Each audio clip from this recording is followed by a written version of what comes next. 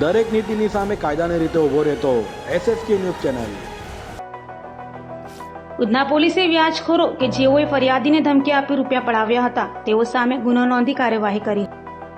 Surat police વ્યાજખોરો સામે લાલાક કરી રહી છે, ત્યારે ઉધના પોલીસ મથકમાં ફરિયાદીએ નોંધાવેલી ફરિયાદમાં જણાવ્યું હતું કે આરોપી વ્યાજખોર ધર્મેન્દ્ર અમરસિંહ હંઝરા પાસેથી તેઓ અલગ અલગ 6 ડાયરીઓ દ્વારા 18 લાખ લીધા હતા, જો કે વ્યાજ કાપીને 12,55,000 મળ્યા હતા, જેના અવેજમાં હપ્તે 13,40,000 આપી દીધા હોવા છતાં આરોપી ધર્મેન્દ્ર અમરસિંહ હંઝરા તથા તેના માણસો રવિ અને મોહને મોબાઈલ ફોન પર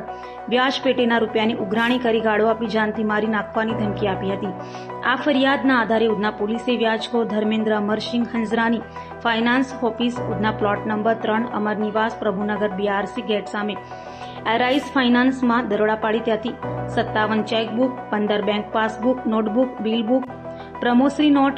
અને હિસાબ લખેલી ડાયરીઓ કબજે લઈ આરોપીઓ વ્યાજખોર ધર્મેન્દ્ર અમરસિંહ હંઝરા તથા તેના સાગીરતો રવિ અને મોહન મરાઠા સામે કાર્યવાહી હાથ ધરી હતી।